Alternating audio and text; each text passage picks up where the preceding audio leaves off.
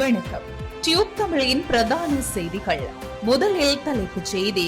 அரசின் இட ஒதுக்கீட்டால் பாரிய சிரமங்களுக்கு உள்ளாகி வரும் தமிழ் மக்கள். அப்போதைய அரசாங்கம் யுத்த நிறுத்தத்தை அறிவித்த போது அதை எதிர்த்தேன். சரத் பொன்சேகா தெரிவிப்பு. ஜனாதிபதி செயலகத்தின் முன்னால் தீப்பந்தங்களுடன் படையெடுக்கும் சஜித் அணி. 2021 ஆண்டில் இலங்கைக்கு கொரோனா தடுப்பூசியை பெற முடியும். சுதத் சமரவீர தெரிவிப்பு. ஜனாதிபதியிடம் கையளிக்கப்பட்டுள்ள விசேட அறிக்கை. 69 லட்சம் மக்கள் ஜனாதிபதிக்கு வாக்களித்தமை இதற்காகவா? மனுஷ நாணயக்கார கேள்வி. மகாபல அறக்கட்டளை மோசடி குறித்து சிஐடி விசாரணை. தேசிய பாடசாலைகளின் எண்ணிக்கையை 1000 உயர்த்தும் திட்டத்திற்கு அமைச்சரவை அங்கீகாரம். இனி தொடர்வது விரிவான செய்திகள். வடக்கு கிழக்கில் பெருமளவிலான பகுதிகள் அரசாங்கத்தினால் வன இலாகா திணைக்களத்திற்கு ஒதுக்கப்பட்டுள்ளதால் பொதுமக்கள் பாரிய அசௌகரியங்களுக்கு உள்ளாகி வருவதாக நாடாளுமன்ற உறுப்பினர் செல்வராசா கஜேந்திரன் கூறியுள்ளார். எங்களுடைய தேசத்து மக்களுடைய நலன்களை பற்றி சிந்திக்காமல் இந்த நகரம் ஒன்றிலே ஒரு குடியிருப்பை உருவாக்குகின்ற பொழுது விளையாட்டு மைதானம், பூங்காக்கள், வேறு வேறு பகுதிகள் அங்கே அமைக்கப்படுகின்ற பொழுது அந்த குடியிருப்புக்கு ஏற்றபடி தான் அமைக்கப்படும். அதே போன்று நீங்கள் இங்கே தேசிய வனம், தேசிய பூங்கா, பறவைகள் காப்பகம் என்று அமைக்கின்ற பொழுது தென்பகுதியில் இருக்கக்கூடிய சிங்கள மக்களுடைய சௌகரியங்களுக்காக வடகிழக்கில் இருக்கக்கூடிய தமிழர்களை பூச்சி புழுக்கள் போட்டு கருதி நீங்கள் முடிவுகளை எடுப்பதை தயவு செய்து தவிர்க்க வேண்டும் என்பதை நான் வினயமாக கேட்டுக்கொள்கிறேன். வடகிழக்கு தொடர்பாக முடிவெடுக்கின்ற பொழுது வடகிழக்கு மக்களால் தெரிவு செய்யப்பட்ட பிரதிநிதிகள் இருக்கிறார்கள். அவர்களோடு சேர்ந்து இந்த முடிவுகள் எடுக்கப்பட வேண்டும். உங்களுடன் நான் இந்த இடத்தில் இறுதியாக கேட்டுக்கொள்வது, நீங்கள் ஏற்கனவே வெளியிட்டிருக்கின்ற இந்த வர்த்தமானி அறிவித்தலை ரத்து செய்ய வேண்டும். உடனடியாக நீங்கள் ஒரு குழு ஒன்றை உருவாக்கி அந்த குழு, அந்த பிரதேச செயலாளர், அரசாங்க அதிபர் மற்றும் நில அளவை திணைக்களம், அந்த பிரதேசத்தில் இருக்கக்கூடிய பொது அமைப்புகளோடு இணைந்து இந்த நீங்கள் பிரகடனப்படுத்தி இருக்கின்ற இடங்களில் இருக்கக்கூடிய பொதுமக்களுக்கு சொந்தமான பகுதிகளை விடுவித்து மீளவும் வர்த்தமானி அறிவித்தலை செய்யக்கூடிய ஒரு முடிவெடுக்கப்பட வேண்டும். அது வடகிழக்கு தமிழ் பிரதிநிதிகளோடு கலந்து பேசி மேற்கொள்ளப்பட வேண்டும். உங்களுடைய அந்த அதிகார கட்டமைப்பு கொழும்பில் இருந்து கொண்டு முடிவெடுப்பதை நீங்கள் தவிர்க்க வேண்டும்.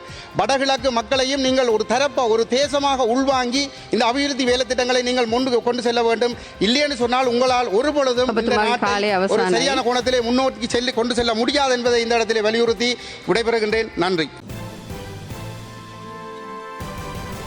2009 ஆண்டு ஜனவரியில் அரசாங்கம் திடீரென அறிவித்த யுத்த நிறுத்தத்தினால் 300 ராணுவத்தினர் கொல்லப்பட்டனர் என முன்னாள் ராணுவ தளபதியும் நாடாளுமன்ற உறுப்பினருமான சரத் பொன்சேகா தெரிவித்துள்ளார்.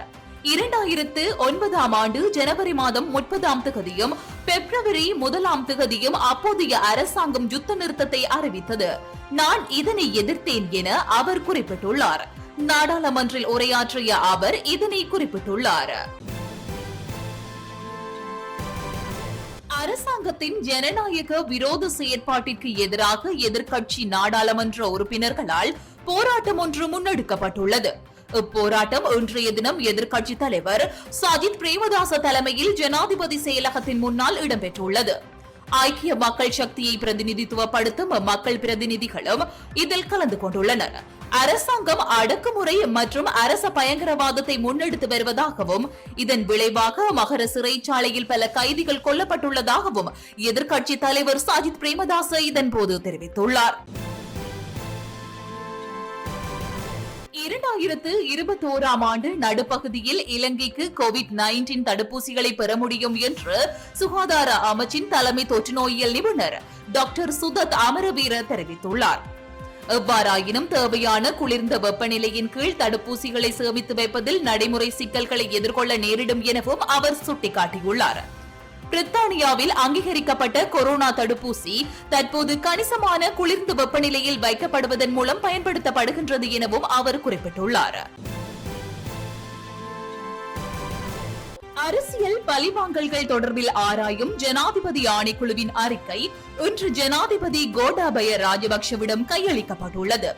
3 தொகுதிகளாக உள்ள குறித்த விசாரணை அறிக்கை 2000 பக்கங்களை கொண்டுள்ளது. அரசியல் பழிவாங்கல்கள் தொடர்பில் முன்வைக்கப்பட்ட 198 முறைப்பாடுகளின் விவரங்களும் இதில் உள்ளடக்கப்பட்டுள்ளன. பிள்ளையான் செல்துணி விவகாரத்துடன் தொடர்புடையவர்கள் உள்ளிட்டவர்களை விடுதலை செய்வதில் மாத்திரமே ஜனாதிபதி கோட்டாபய ராஜபக்ஷ வெற்றியடைந்துள்ளார்.